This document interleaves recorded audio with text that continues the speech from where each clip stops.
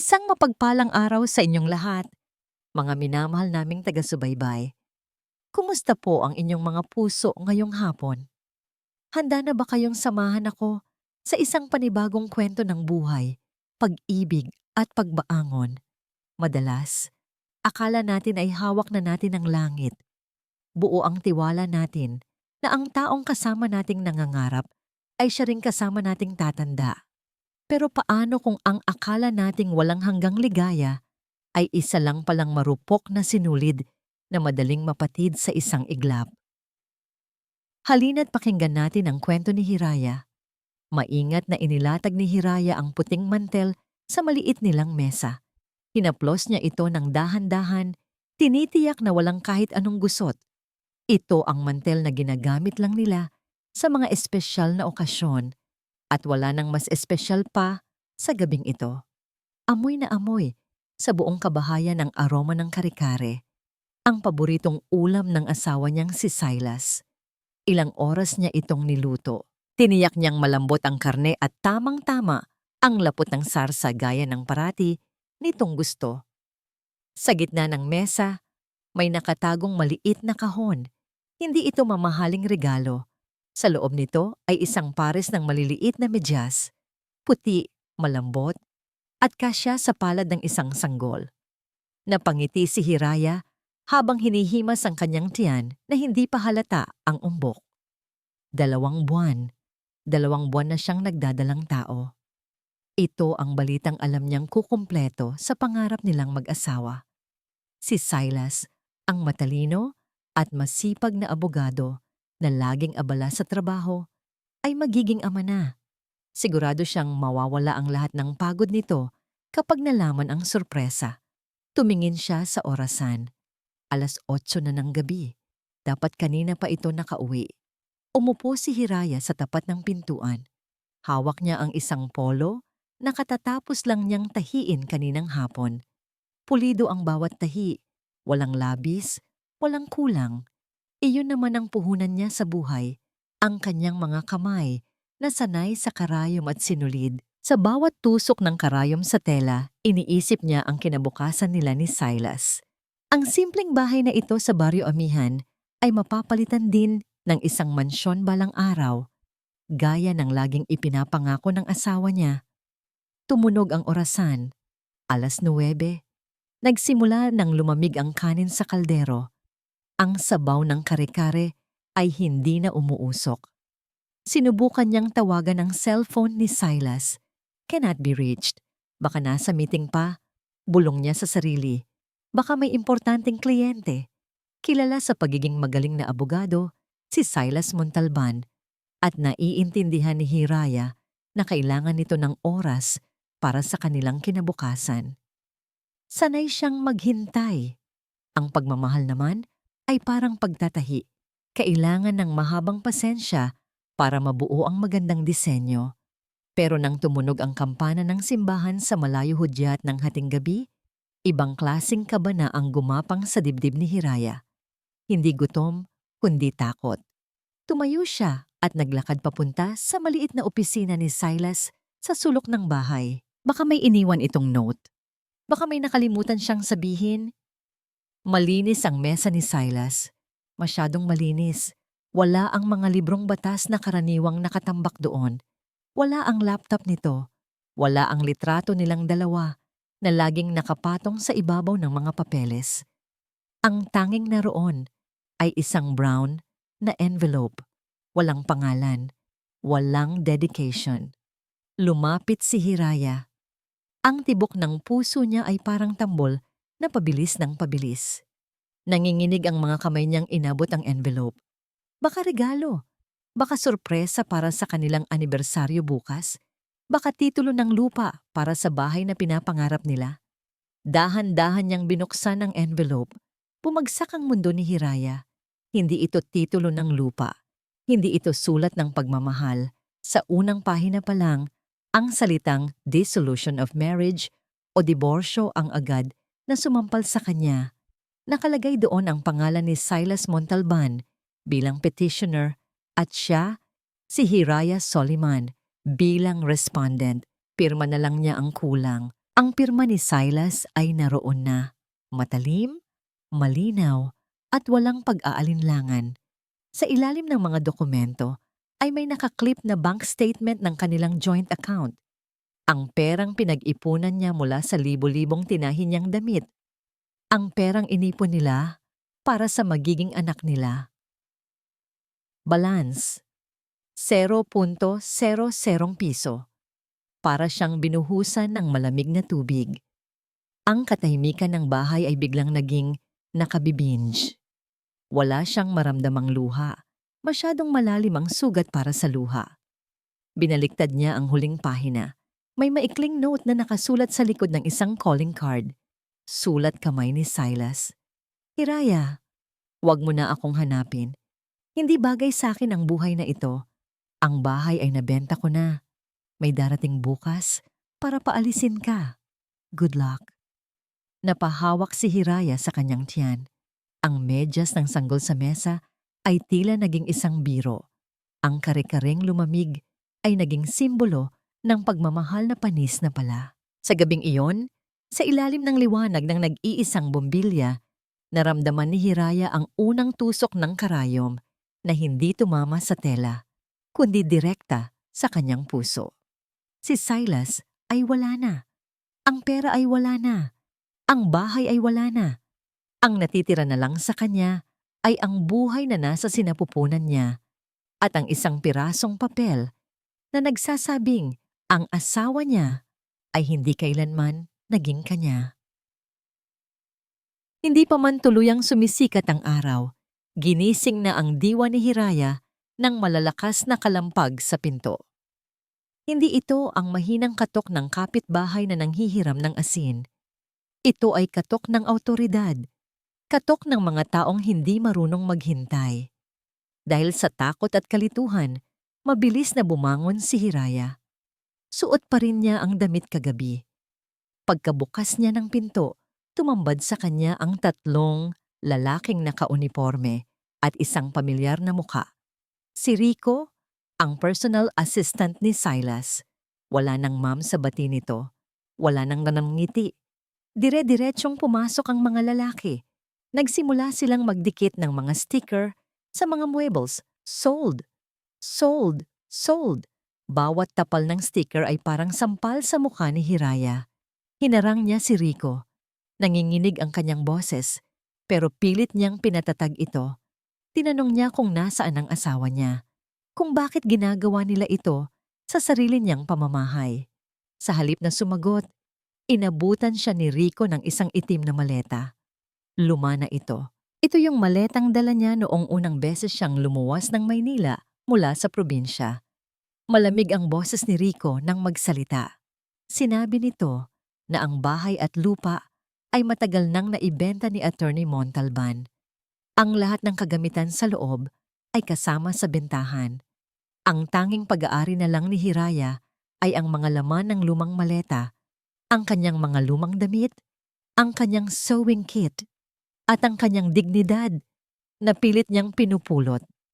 Sinubukan ni Hiraya na magmakaawa. Sinabi niyang buntis siya. Sinabi niyang asawa siya ni Silas, pero tumawa lang nang mahina si Rico. Isang tawang puno ng pangmamaliit. Sinabi nito, ang mga katagang dumurog sa huling pag-asa ni Hiraya. Miss Soliman, ang bilin ni Sir Silas, bumalik ka na sa lugar na nababagay sa'yo. Huwag ka nang mangarap ng buhay na hindi para sa mga katulad mo. Mrs. Soliman, hindi Mrs. Montalban. Sa isang iglap, tinanggalan siya ng karapatang gamitin ang apelidong pinagsilbihan niya. Pinalabas siya ng bahay na parang isang basahan, ni hindi niya nakuha ang kare-kare sa kusina. Ni hindi niya nakuha ang mga kurtinang siya mismo ang nagtahi. Kasabay ng pagsara ng malaking gate ay ang pagbuhos ng malakas na ulan. Naglakad si Hiraya. Wala siyang payong. Ang tanging sandata niya laban sa lamig ay ang pagyakap sa kanyang tiyan. Ang bawat hakbang ay mabigat. Ang bawat patak ng ulan ay tila karayom na tumutusok sa kanyang balat. Saan siya pupunta? Wala siyang pamilya sa lungsod. Wala siyang pera sa bangko. Ang laman ng bulsa niya ay barya-baryang sukli mula sa palengke kahapon. Naglakad siya hanggang sa namanhid ang kanyang mga binti. Ang mga sasakyan sa kalsada ay mabilis na dumaraan. Tumatalsik ang putik sa kanyang damit, pero wala na siyang pakialam. Ang isip niya ay blanko. Ang puso niya ay parang namatay na kasabay ng pag-alis ni Silas. Hindi niya namalayan na nakarating siya sa pantalan. Marahil ay kusa siyang dinala ng kanyang mga paa doon dahil ito lang ang lugar kung saan may umaalis. Ito lang ang lugar para sa mga gustong tumakas. Umupo siya sa isang basang bangko sa gilid ng terminal. Nanginginig sa ginaw, binuksan niya ang maliit na pitaka sa loob ng kanyang sewing kit. Doon, nakasingit sa pagitan ng mga aspil ay isang lumang papel na may sulat ng kanyang yumaong ina. Isla Calinaw. Ito ang lugar na laging kinukwento ng nanay niya noon. Isang isla kung saan daw humihinto ang oras, kung saan ang dagat ay humahalik sa langit. Binilang niya ang kanyang barya. Kulang, kulang na kulang para sa isang maayos na tiket. Pero may isang maliit na bangkang demotor na nag-aalok ng murang pasahe para sa mga kargador at mga ngalakal. Tumayo si Hiraya para lumapit sa takilya, pero biglang umikot ang kanyang paningin. Ang ingay ng pantalan, ang busina ng barko, ang sigawan ng mga pasahero ay biglang naging garalgal at malayo. Humahapdi ang kanyang tiyan. Gutom, pagod, stress, napahawak siya sa bakal na railings. Anak, kapit ka lang, bulong niya sa isip. Huwag mo akong iiwan. Pero masyado nang mabigat ang mundo para sa kanya. Dumilim ang kanyang paningin. Ang huling naramdaman na lang ni Hiraya ay ang malamig na semento ng pantalan na sumalo sa kanyang katawan, habang mahigpit na nakakuyom sa kanyang palad ang kapirasong papel na naglalaman ng kanyang huling pag-asa. Mula sa bintana ng kanyang lumang bahay kubo, pinagmamasdan ni Tiya Ginhawa ang dalampasigan. Mapayapa ang Isla Calinaw.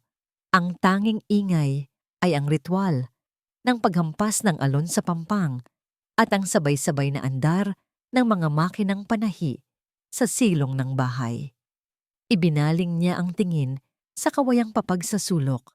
Mahigit 3 araw nang tulog ang babaeng dinala ng mga bangkero dito. Hiraya ang pangalan. Maputla, payat at bakas sa muka ang matinding pagod. Pero hindi maikakaila ni Ginhawa ang lukso ng kanyang dugo. Ang hubog ng ilong, ang pilik mata, kamukhang kamukha ito ng kanyang yumaong kapatid. Bumuntong hininga si Ginhawa. Nandito ka na, anak. Ligtas ka na. Bulong niya, kahit alam niyang hindi pa nito naririnig. Nang magising si Hiraya, hindi ito nagtanong. Walang histerya, walang pagwawala. Tahimik lang itong kumain ng lugaw na inihain ni Ginhawa. Para bang tinanggap na lang nito na dinala siya ng tadhana sa lugar na ito. Ang tanging request lang niya, gusto niyang magtrabaho. Dinala siya ni Ginhawa sa duyan ni Sinag, ang tawag nila sa malaking silong na ginawang patahian. Dito, hindi lang tela ang tinatahi. Dito tinatahi ang mga punit na kwento ng mga babaeng iniwan, sinaktan, at lumaban. Pinanood ni Ginhawa si Hiraya sa mga sumunod na linggo. Ang galing ng mga kamay nito. Mabilis, pulido. Pero may diin. Parang sa bawat tusok ng karayom ay may ibinabaon siyang galit. Walang imik si Hiraya. Tatahi siya mula pagsikat ng araw hanggang sa paglubog nito. Titigil lang para kumain o umihi. Tapos tatahi ulit. Isang hapon, habang nagugupit ng tela si Hiraya, napansin ni Ginhawa na bigla itong natigilan. Nabitawan nito ang gunting. Napahawak ito sa kanyang tiyan na medyo umuumbok na. Lumapit si Ginhawa. Ayos ka lang ba? Tumango si Hiraya, pero may luha na pumatak mula sa kanyang mata. Gumagalaw siya, tiya. Ang lakas. Ngumiti ng tipid si Ginhawa at inabutan ito ng baso ng tubig. Buhay yan, Hiraya. Nagpaparamdam. Sinasabi niyang andyan siya. Kahit pakiramdam mo mag-isa ka. Tumingin si Hiraya sa labas ng bintana. Papalubog na ang araw at ang kulay kahel na liwanag ay tumatama sa dagat. nagbibigay ng kislap na parang ginto. Sinag, bulong ni Hiraya. Sinag ang ipapangalan ko sa kanya. Dahil siya ang liwanag mo? Tanong ni Ginhawa. Dahil siya na lang ang natitirang liwanag sa mundo ko. Sagot ni Hiraya. At sa unang pagkakataon, mula nang dumating siya sa isla, nakita ni Ginhawa ang isang nangiti. Maliit, malungkot, pero totoo. Inakala ni Ginhawa na magiging payapa na ang lahat. Akala niya ay sapat na ang tahimik na buhay sa isla para hilumin ang sugat ni Hiraya. Pero nang gabing iyon, habang mahimbing na ang tulog ng lahat at ang tanging naririnig ay ang huni ng mga kuliglig, tumunog ang lumang telepono sa kwarto ni Ginhawa. Iilan lang ang nakakaalam ng numerong ito. Kinuha niya ang telepono. Mabigat ang kanyang dibdib. Hello? Bungad niya. Ang boses sa kabilang linya ay seryoso. Nagmamadali. Isa itong impormante mula sa Maynila. Manang Ginhawa, kailangan niyo ng kumilos. Si Silas Montalban. Pinoproseso na niya ang total takeover sa Soliman Portside Holdings. Pinepeke niya ang mga dokumento para palabasing patay na ang huling tagapagmana. Napahigpit ang hawak ni Ginhawa sa telepono. Napatingin siya sa dingding kung saan sa kabilang kwarto ay natutulog si Hiraya at ang batang si Sinag. Akala niya ba ganoon kadali iyon? Mariing tanong ni Ginhawa. Ang boses niya ay hindi na ang sa mabait na tiyahin, kundi boses ng isang babaeng may itinatagong kapangyarihan. Malapit na niyang makuha ang lahat, Manang. Unless, ilalabas niyo na ang alas. Binaba ni Ginhawa ang telepono. Huminga siya ng malalim. Tapos na ang panahon ng pagtatago. Tapos na ang panahon ng paghilom. Binuksan niya ang isang lumang baul sa ilalim ng kanyang kama. Sa loob nito ay hindi mga tela, kundi mga dokumento, mga titulo ng lupa, at isang testamento na may selyo ng pamilya Soliman. Tiningnan niya ang pinto ng kwarto ni Hiraya. Patawad, anak, bulong ni Ginhawa sa dilim. Pero kailangan mo nang gumising. Hindi ka lang isang mananahi. Ikaw ang bagyo na wawasak sa kanya. Mabigat ang hangin sa loob ng maliit na kwarto. Sa labas, humahampas ang ulan sa bubong ng yero, pero mas malakas ang kabog ng dibdib ni Hiraya habang nakatingin sa lumang baul na binuksan ni Ginhawa sa harap niya. Amoy papel na matagal nang itinago. Dahan-dahang kinuha ni Hiraya ang isang litrato sa ibabaw ng mga papeles. Isang itim at puting larawan ng isang matandang babae na may matapang na mga mata. Katabi, ang isang dalagita na kamukhang kamukha ni Hiraya. Ang nanay mo yan, basag ni Ginhawa sa katahimikan. At ang katabi niya ay ang lola mo, si Doña Trinidad Soliman. Soliman. Kumunot ang noo ni Hiraya. Pamilyar ang apelyido. Nakikita niya ito sa mga balita, sa mga malalaking building sa Maynila, sa mga barkong dumadaong sa Pantalan. Soliman Portside Holdings, isa sa pinakamayamang angkan sa bansa. Hindi ko maintindihan, tiya. Nanginginig ang boses ni Hiraya. Mahirap lang kami ni nanay.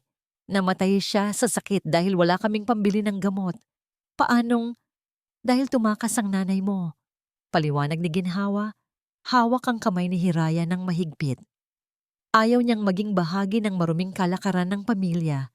Pinili niyang mamuhay ng simple. Pero bago namatay ang lola mo, nagsisi siya. Binago niya ang testamento. Inalis niya ang mana sa mga tito mong gahaman at iniwan ang lahat sa nag-iisang apo na alam niyang may pusilak na puso. Inilapag ni Ginhawa ang isang makapal na dokumento, Last Will and Testament. Nakasulat doon ang pangalan ni Hiraya. Pero hindi ang kayamanan ang nagpatigil sa mundo ni Hiraya, kundi ang petsa sa ibaba ng dokumento kung kailan ito huling na-verify ng isang law firm, Montalban Law Office. Nanigas si Hiraya. Parang huminto ang daloy ng dugo niya.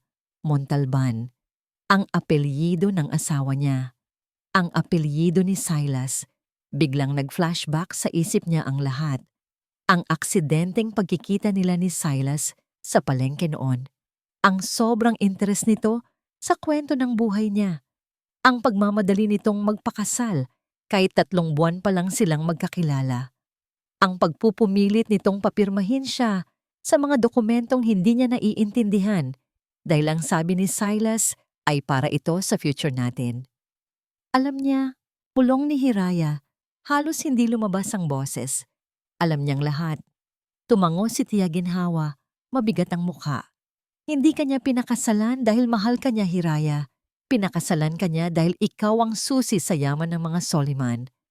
At ngayong nakuha na niya ang pirma mo sa mga special power of attorney, tinapon ka na niya dahil nakuha na niya ang kailangan niya. Napaupo si Hiraya sa sahig. Ang sakit na naramdaman niya noong gabing iwan siya ay parang kurot lang kumpara sa nararamdaman niya ngayon. Ito ay hindi lang basta paghihiwalay. Ito ay pagnanakaw. Ninakaw ni Silas ang tiwala niya. Ninakaw nito ang pagmamahal niya. Ginamit nito ang pangarap niya na magkaroon ng pamilya para lang makapagtayo ng sarili nitong imperyo. Ang mga halik, ang mga yakap, ang mga gabing magkatabi sila, lahat ay peke. Lahat ay bahagi ng isang grandiosong plano. Ginawa siyang tanga. Ginawa siyang stepping stone. Tumayo si Hiraya at humarap sa lumang salamin sa dingding. Nakita niya ang kanyang sarili. Mahaba ang buhok, mugto ang mata, mukhang kawawa, mukhang biktima. Naalala niya kung paano laging sinasabi ni Silas na gusto nito ang mahaba niyang buhok dahil mukha siyang disente at masunurin. Masunurin. Dahan-dahang inabot ni Hiraya ang gunting na ginagamit niya sa pananahi. Ang bigat nito sa kanyang kamay ay parang bigat ng desisyong nabuo sa kanyang puso. Tumingin siya kay Tia Ginhawa. Walang takot sa mga mata ng matanda, kundi paghihintay. Paghihintay sa pagbangon ng dugo ng mga Soliman. Hinawakan ni Hiraya ang mahaba niyang buhok. Sa isang malakas at mariing galaw, ginupit niya ito. Crush! Bumagsak sa sahig ang mahahabang hibla ng itim na buhok. Gupit ulit. At isa pa. Hanggang sa maging maikli ito. Hanggang sa lumabas ang leeg niya. Hanggang sa mawala ang masunuring asawa sa refleksyon. Huminga siya ng malalim. Ang hangin na pumasok sa baga niya ay hindi na hangin ng Isla Kalinaw. Ito ay hangin ng digmaan. Binitawan niya ang gunting sa mesa. Ang tunog ng bakal ay umalingaw-ngaw sa kwarto.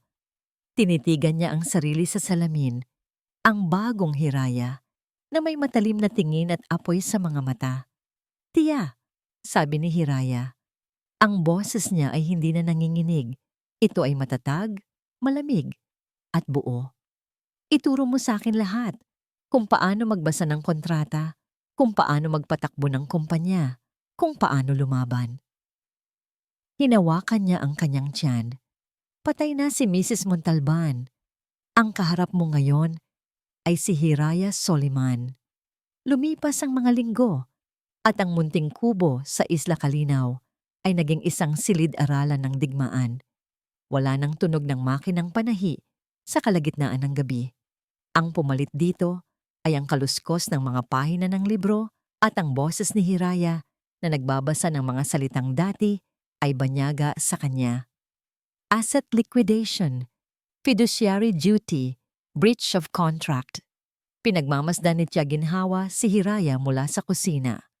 2:00 na ng madaling araw. Malaki na ang tiyan ng pamangkin niya, manas na ang mga paa, pero tuwid pa rin ang likod nito habang nakaupo sa harap ng tumpok ng mga dokumento. Dati, ang mga kamay ni Hiraya ay sanay lang sa paghaplos ng tela. Ngayon, sanay na itong magbuklat ng mga ulat sa pananalapi. Ang mga matang dati ay laging nakayuko sa hiya. Ngayon ay nagbabasa ng mga batas na may talim ng isang agila. Lumapit si Ginhawa at inilapag ang isang tasa ng salabat sa mesa. Ipahinga mo na yan, anak. Kailangan din ng tulog ng bata. Malumanay na sabi ng matanda. Hindi tumingin si Hiraya. Nakapako ang tingin niya sa isang pahina ng bank transfer records ni Silas. Nakita ko na kung paano niya ginawa, Tia, sabi ni Hiraya. Ang boses niya ay walang bahid ng antok. Ginamit niya ang mga shell company para ilipat ang pondo ng Soliman Portside papunta sa personal account niya. At ang pirma, sa authorization, peke. Ginaya niya ang pirma ng lola. Umupo si Ginhawa sa tapat niya. Magaling, pero hindi sapat na alam mo ang totoo, Hiraya. Sa mundo ng mga negosyante, hindi lang ebidensya ang labanan. Labanan ito ng tindig. Kapag humarap ka sa kanila, aamuin nila ang takot mo. Kung magpapakita ka ng kahit kaunting hina, kakainin ka nila ng buhay. Tumayo si Hiraya. Huminga siya ng malalim at inayos ang kanyang damit. Itinaas niya ang kanyang baba, gaya ng ilang ulit ng itinuro sa kanya ni Ginhawa. Hindi ako natatakot, sagot ni Hiraya.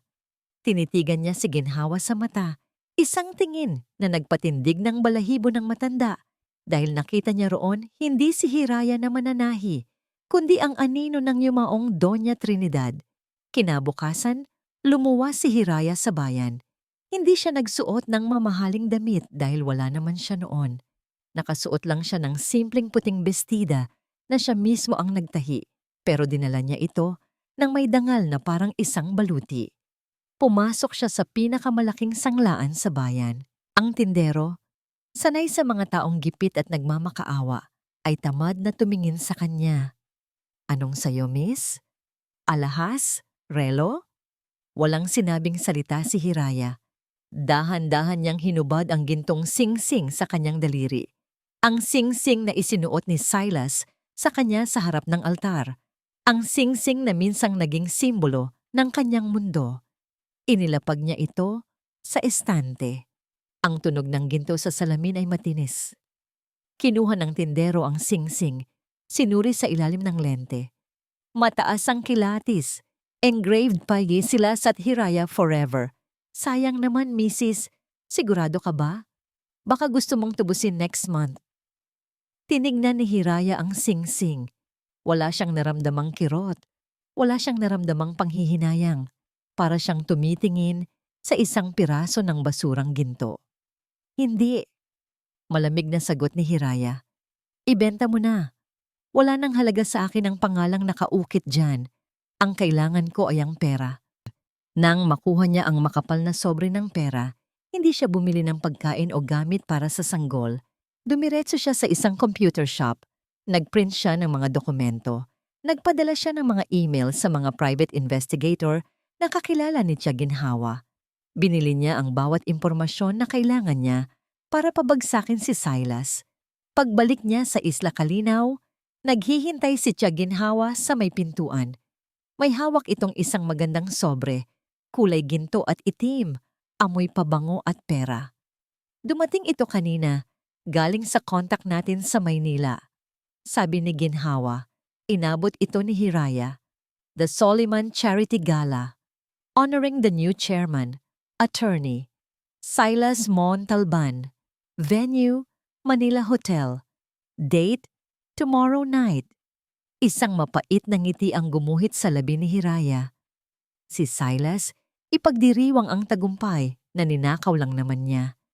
Ipagmamalaki ang pwestong hindi naman sa kanya. Hinawakan ni Hiraya ang kanyang tiyan. Naramdaman niya ang sipa ni Sinag. Handa na tayo, anak. Bulong niya. Tumingin siya kay Tia Ginhawa. Ilabas mo na ang mga tela, Tia. May tatahiin akong gown. Isang gown na hinding-hindi nila makakalimutan. Ang karayo may nahasa na. Ang sinulid ay nakahanda na. At bukas ng gabi, magsisimula na ang paniningil. Ang tunog ng palakpakan ay musika sa pandinig ni Silas Montalban. Nakatayo siya sa gitna ng entablado ng Manila Hotel Grand Ballroom, hawak ang mikropono, habang ang mga spotlight ay nakatutok sa kanya. Sa ibaba, nakatingala ang mga pinakamayayamang negosyante, politiko, at socialite ng bansa. Lahat sila ay nakangiti. Lahat sila ay humahanga. Maraming salamat, sabi ni Silas. Ang boses niya ay malalim at puno ng kumpiyansa. Ang gabing ito ay hindi lang para sa Soliman Portside Holdings. Ito ay para sa kinabukasan ng ating ekonomiya. Itinaas niya ang kanyang champagne glass. Para sa bagong pamumuno, para sa pagbabago. Cheers! Sabay-sabay na sagot ng daan-daang bisita. Uminom si Silas ng kaunti. Ang lasa ng mamahaling champagne ay matamis. Pero mas matamis ang lasa ng tagumpay. Tinitigan niya ang karangyaan ng paligid. Sino ang mag-aakala? Ang dating anak ng labandera na naglalakad ng nakayapak sa putikan ay siya ng chairman ng isa sa pinakamalaking kumpanya sa Pilipinas. Wala na ang hamak na si Silas, wala na ang nakaraan, at lalong wala na si Hiraya, ang huling hibla ng kanyang kahapon na kailangan niyang putulin para makalipad ng mataas. Sigurado siyang nabubulok na ito ngayon sa kung saang squatter. O baka bumalik na sa probinsya para magtahi ng basahan. Bumaba si Silas sa entablado para makihalubilo. Panayang bati sa kanya ng congratulations attorney at great speech chairman. Pakiramdam niya ay siya ang hari ng mundo. Hawak niya ang lahat sa leeg. Biglang namatay ang musika ng orkestra. Ang masiglang bulungan ng mga bisita ay unti-unting napalitan ng katahimikan. Napansin ni Silas na lahat ng mata ay nakatingin sa malaking pinto sa likuran ng ballroom. Kumunot ang noo ni Silas. Wala sa programa ang ganitong interruption. Security! Bulong niya sa kanyang headset pero walang sumasagot. Bumukas ng dahan-dahan ang dambuhalang pinto. Isang babae ang pumasok. Hindi siya nakasuot ng mga designer gown na binili sa Paris o Milan. Suot niya ay isang kulay dugong pulang gown na yakap ang bawat kurba ng kanyang katawan, lalo na ang umbok ng kanyang tiyan. Ang tela ay dumadaloy na parang likido sa bawat hakbang niya. Ang disenyo ay simple pero makapigil hininga. Isang obra maestra na sumisigaw ng kapangyarihan. Napahawak si Silas sa gilid ng mesa. Muntik na niyang mabitawan ang kanyang baso. Ang buhok ng babae ay maikli, matapang, at itim na itim. Ang mukha nito ay walang bahid ng make-up, maliban sa pulang lipstick na kasing kulay ng kanyang damit. Hindi maari si Hiraya, pero hindi ito ang Hiraya na umiiyak at nagmamakaawa sa kanya.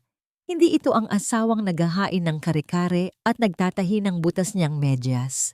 Ang babaeng naglalakad ngayon sa red carpet ay naglalakad na parang siya ang may-ari ng buong hotel. Humawi ang dagat ng mga tao. Walang nangahas na humarang sa kanya. Ang tunog ng kanyang heels sa marmol na sahig ay parang countdown ng isang bomba. Tak, tak, tak! Naramdaman ni Silas ang paglamig ng kanyang sikmura. Ang puso niya ay kumalabog, hindi sa tuwa, kundi sa takot na matagal na niyang ibinaon. Dire-diretsyong lumapit si Hiraya sa kanya. Huminto ito ilang pulgada lang ang layo. Amoy ni Silas ang pamilyar na pabango nito. Sampagwita at ulan, pero ngayon ay may halong lamig. Ang mga kamera ng media ay nagsimulang kumislap. Flash, flash, flash. Pinilit ni Silas na ngumiti. Kahit nanginginig ang panga niya. Kailangan niyang umakto. Kailangan niyang kontrolin ang sitwasyon. Hiraya, bati niya. Pilit na pinapalabas na masaya siya. Anong ginagawa mo rito? Security, paki-assist ang asawa ko. Mukhang naligaw siya at masama ang pakiramdam. Huwag mo akong hawakan, madiing sabi ni Hiraya. Hindi siya sumigaw, pero ang boses niya ay umaling-aungaw sa katahimikan ng ballroom. Tumingin si Hiraya sa mga bisita, tapos ibinalik ang tingin kay Silas. Isang tingin na puno ng awa at pagkamuhi. Nandito ako para batiin ka, Chairman Montalban, sabi ni Hiraya. Diniinan ang salitang chairman. Gusto ko lang makita kung paano ipagdiwang ng isang magnanakaw ang kanyang tagumpay. Nagbulungan ang mga tao. Magnanakaw? Di ba asawa niya yan? Namutla si Silas. Nararamdaman niyang gumuguho ang entabladong tinayuan niya. Lumapit siya kay Hiraya. Sobrang lapit na halos magdikit ang mga ilong nila para walang ibang makarinig. Nawala ang nangiti sa mukha ni Silas. Lumabas ang tunay na demonyo sa kanyang mga mata. Hinawakan niya ng mahigpit ang braso ni Hiraya. Madiin, masakit. Ang lakas ng loob mong magpakita dito. Bulong ni Silas. Ang boses ay parang ahas. Akala mo ba matatakot ako sa isang buntis na basahan? Umuwi ka na habang may uuwian ka pa. Dahil kung hindi, tinitigan siya ni Hiraya. Hindi ito kumurap. Hindi ito umiwas. Tinanggal nito ang pagkakahawak ni Silas sa braso niya ng dahan-dahan. Kung hindi ano, Silas, bulong pabalik ni Hiraya at sa unang pagkakataon, nakita ni Silas ang isang bagay na hindi niya inaasahan. Si Hiraya ay nakangiti. Hindi mo alam kung sino ang kinakalaban mo. Ang papel na hawak mo ay peke. Ang kapangyarihan mo ay hiram lang. At ako? Hinaplos ni Hiraya ang kanyang tiyan habang nakatingin ng diretso sa kaluluwa ni Silas. Ako ang tunay na Soliman at sisiguraduhin kong sa susunod na palakpakan, para na yon sa pagbagsak mo. Inasahan ni Hiraya ang takot. Inasahan niya ang galit. Pero hindi niya inasahan ang narinig niya mula kay Silas. Isang malakas at nakakainsultong halakhak. Tumawa si Silas. Isang tawa na umaling-awngaw sa buong ballroom at nagpatigil sa mga bulungan. Dahan-dahan niyang inalis ang mikropono sa stand at humarap sa mga tao. Hawak pa rin ang braso ni Hiraya na para bang inaalalayan niya ang isang pasyente. Ladies and gentlemen, panimula ni Silas, ang boses ay puno ng pekeng lungkot at awa. Humihingi ako ng paumanhin sa eksenang ito. Gaya ng alam ng ilan sa inyo, ang dati kong asawa na si Hiraya ay dumadaan sa matinding depresyon. Nanlaki ang mga mata ni Hiraya. Sinubukan niyang kumawala, pero mas hinigpitan ni Silas ang hawak. Silas, bitawan mo ako. Sabihin mo sa kanila ang totoo. Sigaw ni Hiraya. Pero sa harap ng mga kamera at spotlight, ang sigaw niya ay nagmukhang histerya ng isang babaeng wala sa sarili. Shh! Hiraya, tama na. Bulong ni Silas sa mikropono. Sapat lang para marinig ng lahat. Naiintindihan ko. Masakit mawalan. Pero hindi solusyon ang gumawa ng kwento.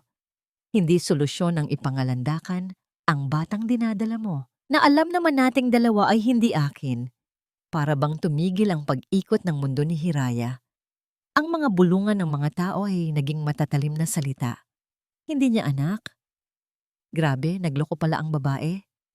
Kaya pala hiniwalayan. Gold digger na, cheater pa. Nang hina ang tuhod ni Hiraya, ang bawat paratang ay parang sampal. Ang dignidad na binuo niya ng ilang linggo ay unti-unting pinupunit sa harap ng buong bansa. Wala kang hiya. Garalgal na sabi ni Hiraya. At para patunayan na matagal na akong nakamove on, pagpapatuloy ni Silas sabay tingin sa gilid ng stage.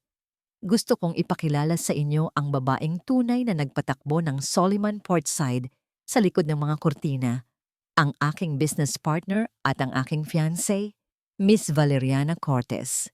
Mula sa dilim, lumabas ang isang babae. Matangkad, sopistikada, at may ngiting kasing lamig ng yelo. Si Valeriana Cortez, ang tagapagmana ng isang dambuhalang shipping lines. Lumapit si Valeriana kay Hiraya. Tiningnan siya nito mula ulo hanggang paa, isang tingin na parang nakakita ng ipis sa isang mamahaling carpet. Poor thing, sabi ni Valeriana, pero hindi nito itinago ang pandidiri sa kanyang boses. Security, utos ni Valeriana, habang pinapalis ang alikabok sa kanyang manggas na para bang nadumihan siya sa pagdikit kay Hiraya. Ilabas niyo na ang babaeng ito. Nakakasira siya ng view. Agad na lumapit ang dalawang malalaking security guard.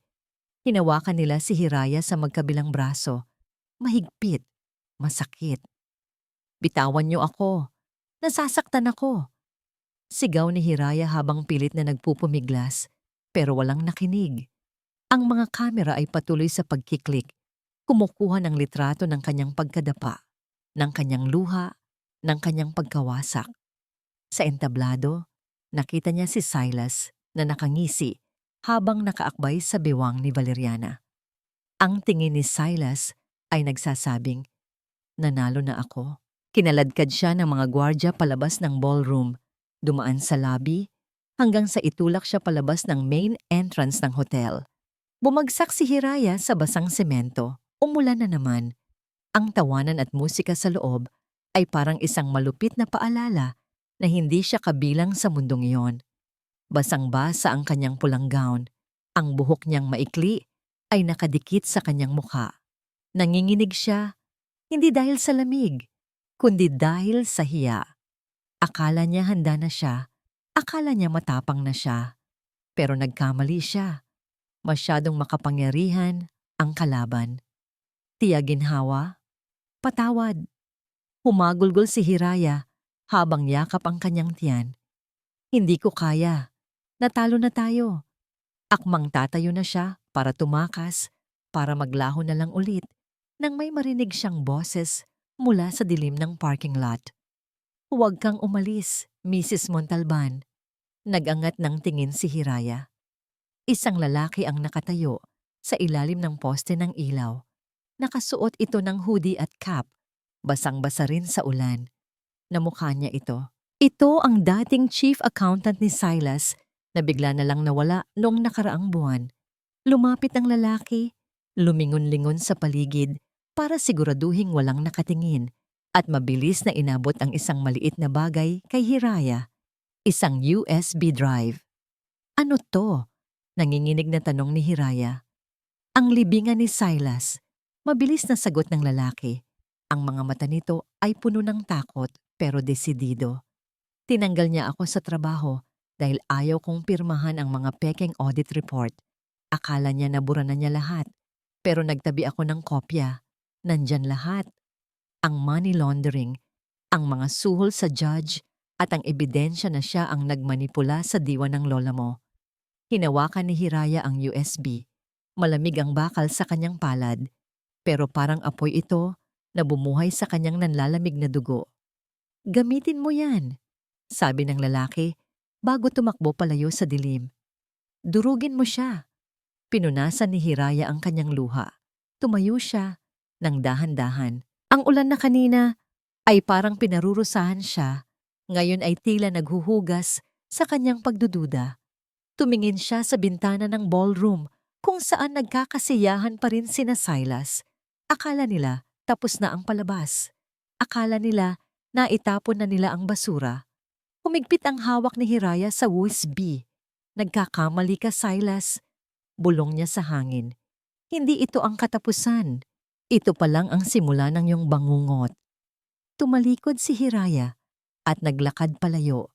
Hindi bilang biktima, kundi bilang isang mangangaso na nakahanap na ng kanyang sandata. Hindi makatulog si Silas. 3:00 na ng madaling araw. Nasa penthouse siya ng pinakamataas na kondo sa Makati.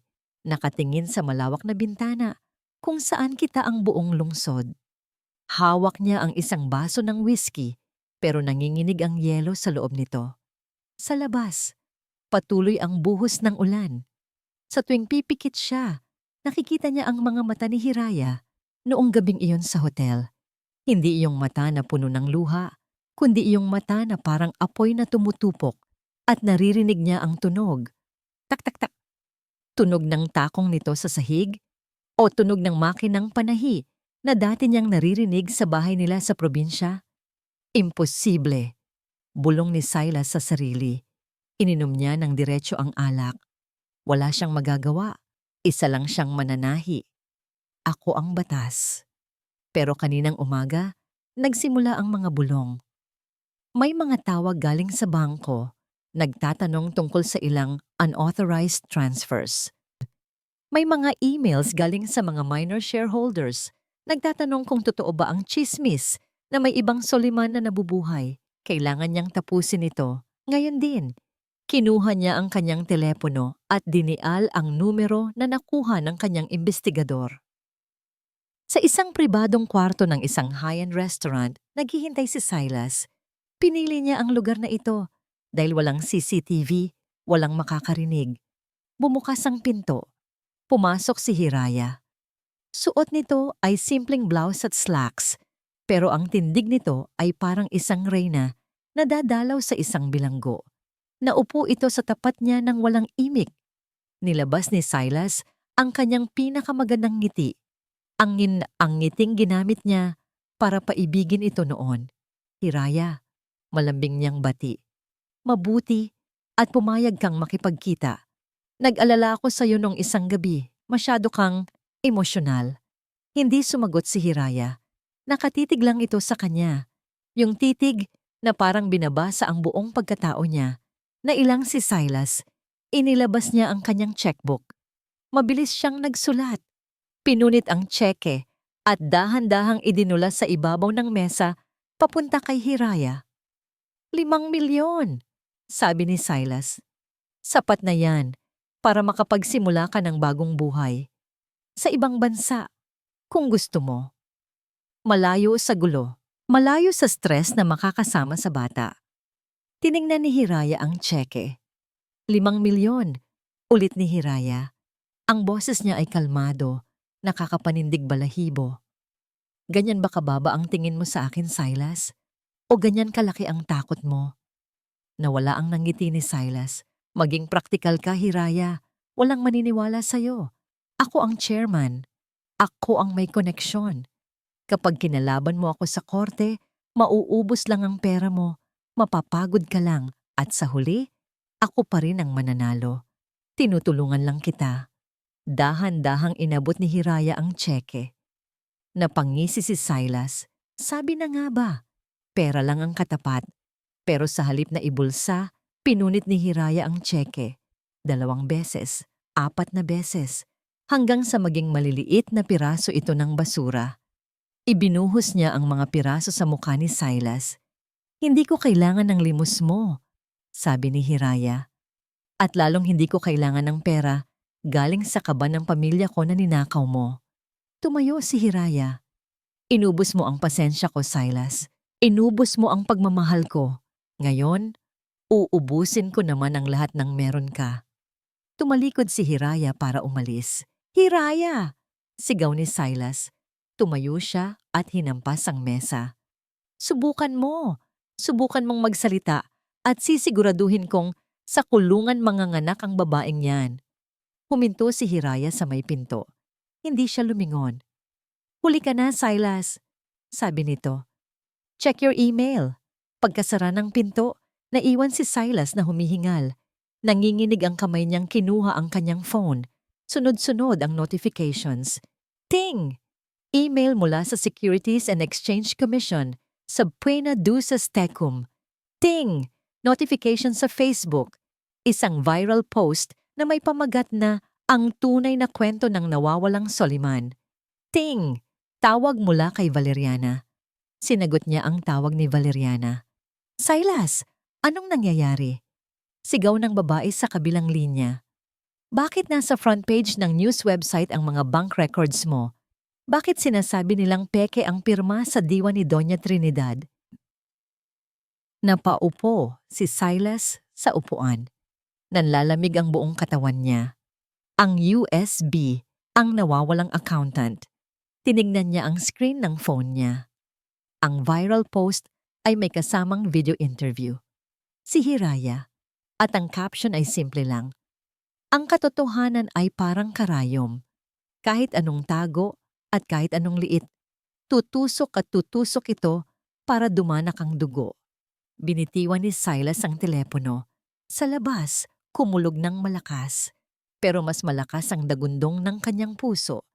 Nagsisimula ng gumuho ang kanyang kastilyo. Malamig ang aircon sa loob ng boardroom ng Soliman Portside Holdings, pero tagaktak ang pawis sa noo ni Silas Montalban. Nakatayo siya sa harap ng mahabang mesa. Nakapaligid sa kanya ang 12 miyembro ng Board of Directors, mga matatandang lalaki at babae na dati ay bilib na bilib sa kanya, pero ngayon ay nakatingin sa kanya ng may pagdududa. Sa labas ng building, rinig ang ingay ng mga nagpoprotesta. Rinig ang sirena ng mga sasakyan. Pero sa loob, ang katahimikan ay nakamamatay. Paliwanagan mo kami. Silas, sabi ng isang board member, hawak ang kopya ng viral report. Totoo ba ang mga paratang? Totoo bang pineke mo ang pirma ng yumaong Doña Trinidad? Fake news yan! Sigaw ni Silas pero garalgal ang boses niya. Hinampas niya ang mesa. Paninira lang yan ng ex-wife ko. Galit siya dahil hiniwalayan ko siya. Desperada siya. Huwag kayong maniwala sa isang basurang. Bumukas ang pinto. Hindi ito marahas na pagbukas gaya noong sa hotel. Ito ay kalmado, formal at may awtoridad. Pumasok si Hiraya. Sa likod niya ay si Tia Ginhawa at ang isang grupo ng mga abogado at ahente ng NBE. Suot ni Hiraya ang isang itim na blazer na nakapatong sa kanyang puting damit. Malaki na ang kanyang tiyan pero hindi ito sagabal sa kanyang paglalakad. Ang bawat hakbang niya ay may bigat ng isang tunay na may-ari. Good morning, gentlemen, bati ni Hiraya. Ang boses niya ay malinaw. Walang halong galit, parang nagbabasa lang ng weather report. Ako si Hiraya Soliman at nandito ako para bawiin ang upuan na yan. Tinuro niya ang upuan sa kabisera, ang upuan ni Silas. Security! Palabasin niyo sila! Utos ni Silas. Walang gumalaw. Ang mga gwardya ay nakayuko. Wala ka ng kapangyarihan dito, Silas, sabi ni Hiraya habang inilalatag ng kanyang abogado ang mga dokumento sa mesa. Isa-isang ipinakita sa screen ang mga ebidensya. Ang forensic analysis ng pirma. Ang bank trails papunta sa offshore accounts ni Silas. Ang testimony ng chief accountant. At ang pinakamatindi sa lahat, ang original na CCTV footage noong gabi na pinapirma si Hiraya sa mga pekeng dokumento habang lasing si Silas at pinipilit siya. Napasinghap ang mga board members. Tumingin si Silas sa kanyang tabi kay Valeriana Cortez. Ito na lang ang pag-asa niya. Ang impluwensya ng pamilya Cortez ang makakapagligtas sa kanya. Val, bulong ni Silas, hinawakan ang kamay nito. Tulungan mo ako. Sabihin mo sa kanila na kasosyo tayo. Sabihin mo. Tumayo si Valeriana. Hinila niya ang kanyang kamay mula kay Silas na parang napaso. Kinuha niya ang kanyang mamahaling bag. Kasosyo? Tawa ni Valeriana. Isang tawang matalas. Sorry, Silas. Ang pamilya Cortez ay nagnenegosyo sa mga winners. Hindi kami nakikipag-partner sa mga estapador. Tumingin si Valeriana kay Hiraya at tumango bilang paggalang bago tuluyang lumabas ng kwarto. Ang tunog ng pagsara ng pinto ay parang tunog ng pagsara ng kabaong ni Silas. Tapos na, Silas, sabi ni Hiraya. Lumapit ang mga ahente ng NBI. Attorney Silas Montalban, you are under arrest for estafa, falsification of public documents, and malversation of funds. Nang marinig ni Silas ang tunog ng posas. Click, click, doon lang siya tuluyang bumigay. Hindi! Hindi niyo ako pwedeng hulihin. Ako ang chairman. Ako ang nagpayaman sa kumpanyang ito. Nagpupumiglas siya habang hinihila ng mga ahente. Dumaan sila sa harap ni Hiraya. Huminto ang mga pulis saglit. Tumingin si Silas kay Hiraya. Puno ng luha at uhog ang mukha nito. Nawala na ang tikas. Nawala na ang yabang. Hiraya, buntis ka. Maawa ka. Ang anak natin. Para sa anak natin to. Pagmamakaawa ni Silas, tinignan siya ni Hiraya. Walang galit, walang awa, blanko. Wala kang anak, Silas, sagot ni Hiraya ng mahina. Ang tatay ng anak ko ay namatay na noong gabing iniwan mo kami sa dilim. Ang nasa harap ko ngayon ay isang estranghero na lang. Huminga siya ng malalim at tumalikod. Ialis niyo na siya. Habang kinakaladkad si Silas palabas, sumisigaw pa rin ito ng mga banta at pakiusap hanggang sa mawala na ang boses nito sa hallway. Tahimik ang buong boardroom. Lahat ng mata ay nakatingin kay Hiraya. Lumapit si Hiraya sa kabisera. Hinawakan niya ang sandalan ng upuan, ang upuan ng kanyang lola, ang upuan ng kanyang ina na tinanggihan nila noon. Umupo siya, mabigat pero tama. Tumingin siya sa bintana. Ang ulan na ilang araw nang bumubuhos ay tumitila na.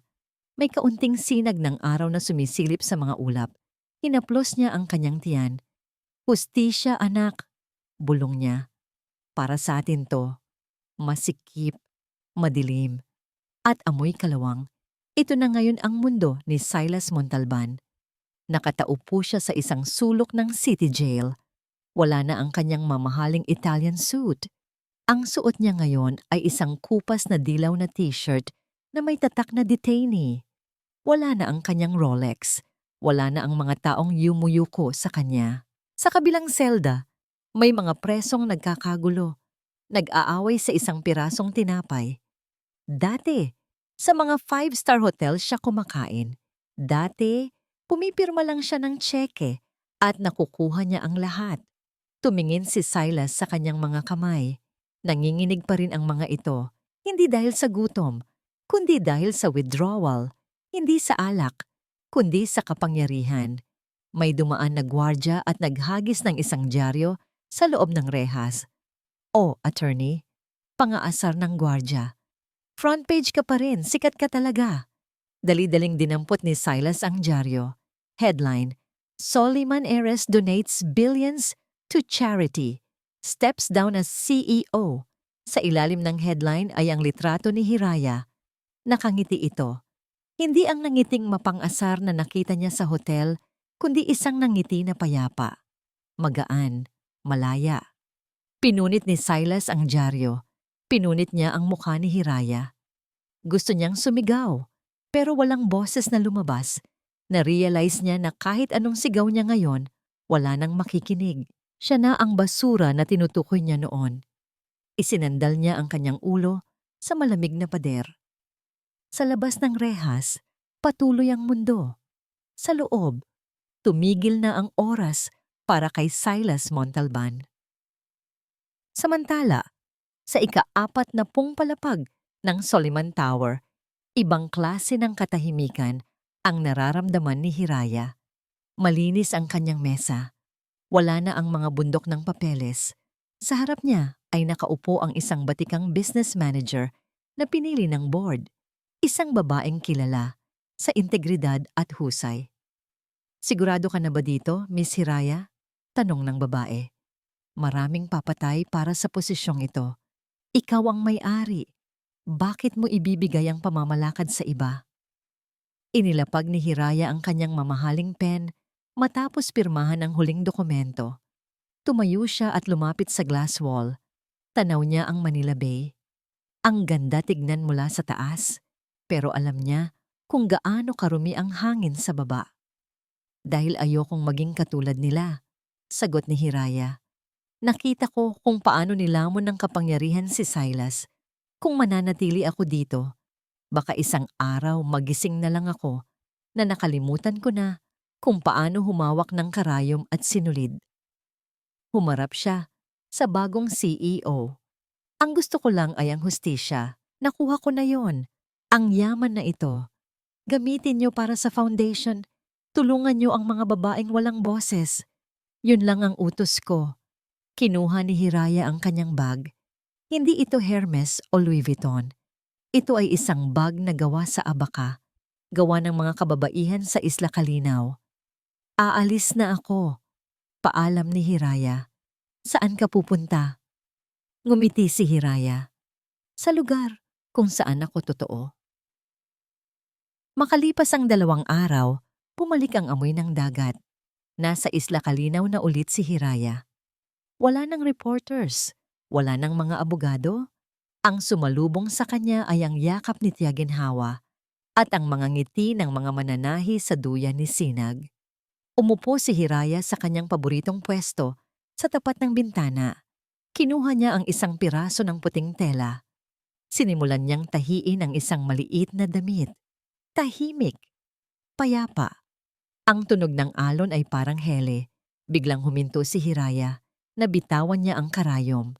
Napahawak siya sa kanyang tiyan at napakapit sa gilid ng mesa. Isang matinding kirot ang gumuhit mula sa kanyang likod, papunta sa kanyang balakang. Ah! Daing ni Hiraya. Agad na tumakbo si Tiaginhawa. Hiraya, anong nangyayari? Napapikit si Hiraya. Basang-basa na ang kanyang noo ng pawis. Ang kirot ay sunod-sunod. parang alon na humahampas ng walang tigil. "Tiya," humihingal na sabi ni Hiraya, pero may halong tuwa sa kanyang boses. Ang tubig, pumutok na ang panubigan. Nagkagulo sa loob ng patahian. Ang mga mananahi ay naghanda ng mainit na tubig at malinis na tuwalya.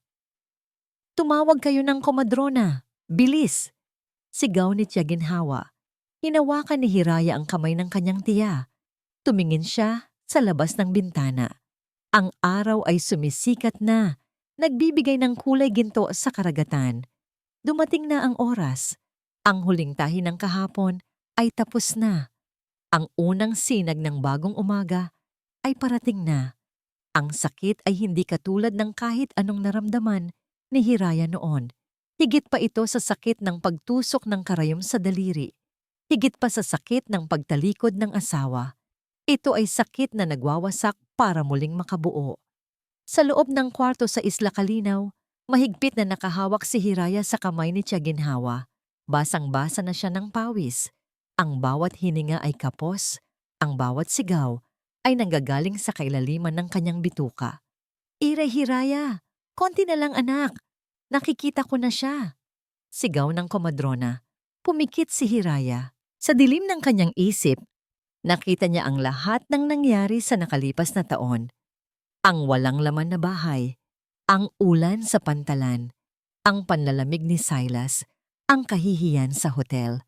Pero sa halip na manghina, ginamit niya ang mga alaalang yon bilang gasolina. Isang mahaba at malakas na ire. Ibinuhos niya ang lahat ng galit, lahat ng takot, lahat ng pagdududa. At bigla, katahimikan, isang saglit na pagtigil ng mundo. Sinundan ito ng isang tunog na pinakamaganda sa lahat. Uha! Uha! Uha! Ang iyak ng sanggol ay umaling-awngaw sa buong bahay, tumagos sa dingding at sumabay sa hampas ng alon sa labas. Malakas, buo, buhay na buhay, napahagulgol si Hiraya. Nanghina ang kanyang katawan pero umapaw ang kanyang puso. Inilapag ng komadrona ang sanggol sa kanyang dibdib. Mainit, madulas, at napakabango. Dahan-dahang iminulat ni Hiraya ang kanyang mga mata.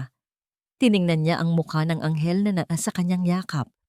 Wala siyang nakitang bakas ni Silas. Wala siyang nakitang bakas ng sakit. Ang nakita niya ay ang sarili niya. Ang nakita niya ay ang tapang ng lola niya. Ang nakita niya ay kinabukasan.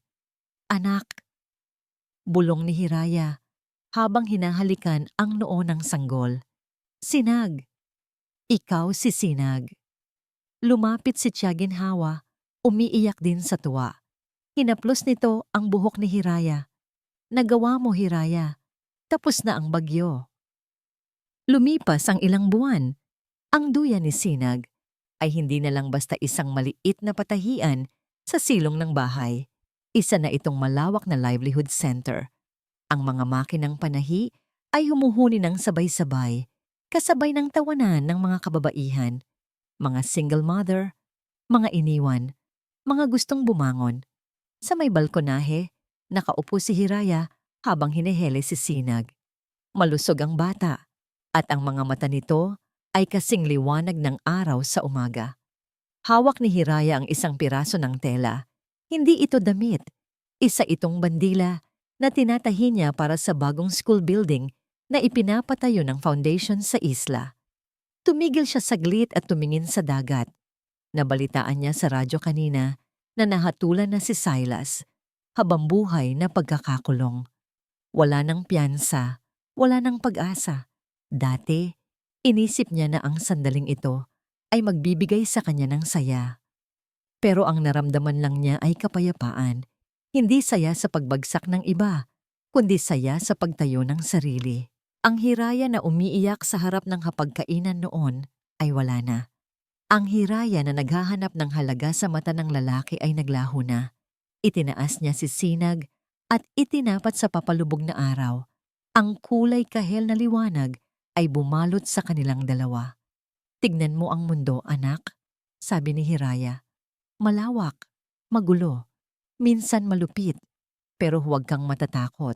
Dahil ang dugo na nananalaytay sa'yo ay dugo ng mga taong hindi sumusuko. Hinalikan niya ang pisngi ng anak. Ako si Hiraya Soliman, isang ina, isang mananahi, isang babae. Ngumiti siya, isang ngingiti na abot hanggang mata. At ito ang simula ng ating kwento. Humipa ang hangin, dinala ang amoy ng dagat, at ang pangako ng isang magandang bukas. At sa wakas, ang puso ni Hiraya ay naging payapa, tulad ng Isla Kalinaw. Ang kwento ni Hiraya ay paalala sa atin na ang tunay na halaga ng isang babae ay hindi nakabase sa apelyido ng kanyang asawa o sa yaman na kanyang hawak. Ang tunay na kapangyarihan ay nasa kakayahan nating bumangon mula sa pagkakalugmok, pulutin ang mga piraso ng ating sarili at tahiin ito muli ng mas matibay at mas maganda. Walang sugat na hindi kayang hilumin ng pagmamahal sa sarili at sa pamilya. Maraming salamat po sa pagsama sa amin sa maemosyong paglalakbay ni Hiraya at Baby Sinag. Sana ay naantig ang inyong mga puso at nabigyan kayo ng pag-asa. Kayo po, may kilala ba kayong katulad ni Hiraya na matapang na hinarap ang hamon ng buhay? I-comment niyo po sa ibaba ang inyong saloobin o kung anong klaseng kwento pa ang gusto niyong marinig. Hindi dito nagtatapos ang ating paglalakbay. Marami pa pong kwentong kasing ganda at mas puno ng aral dito sa aming channel. Kung nagustuhan niyo ang kwentong ito, huwag kalimutang i-like, i-share sa pamilya at mga kaibigan at mag-subscribe na rin para lagi kayong updated sa mga susunod pa naming audio drama. I-click niyo na ang notification bell para kayo ang unang makarinig kapag may bago kaming upload. Pagpalain po kayo ng Panginoon, kayo at ang inyong buong pamilya. Hanggang sa muli.